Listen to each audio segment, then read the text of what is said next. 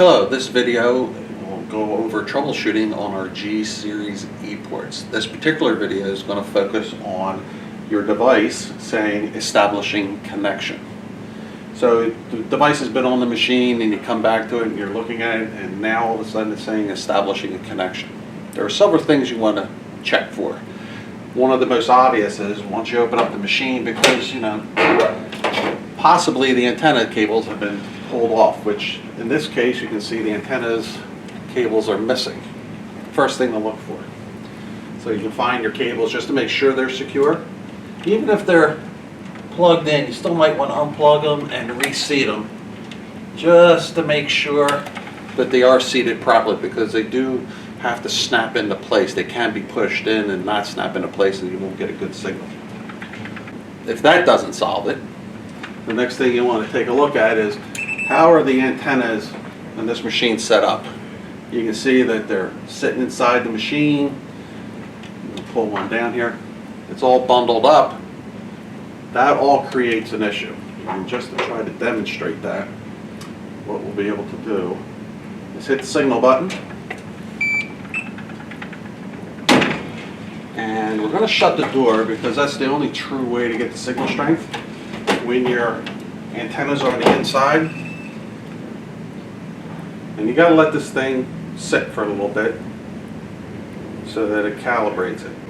So right now we're showing a CSQ or a rating of 22, which is good. But if you're in a location where your signal strength is only, like a 10, having the antennas in there and all bundled up lowers the signal strength and you could create a problem. So the recommendation would be put your antennas on the outside.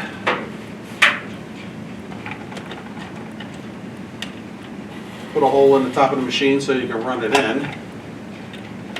Make the connection. Now with the antennas on the outside, you don't necessarily have to shut the door for your test because the antenna's on the outside. So now you can see we're getting a signal strength of 26.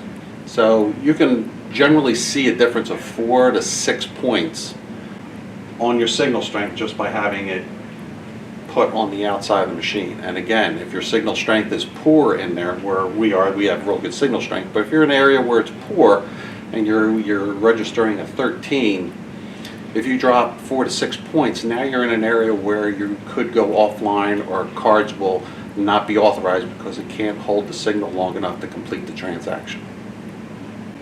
Okay, so after trying all those helpful tips, if you're still not coming back to a live credit card reader, the next possible thing could be that the telemeter itself has gone bad. There's no way for testing it other than having a known working device as a spare unit, bring it into the machine, hooking it up. You don't need to mount it and everything, you just need to hook up the wires, and at that point, if the device starts up, then you know the telemeter's bad and you can do an RMA to get it repaired. If it's still not working, then something else is going on in the building that's preventing you from getting a strong signal. Maybe new cabling in the ceiling, maybe you moved the machine to another area, but it's something outside of the realm of our device.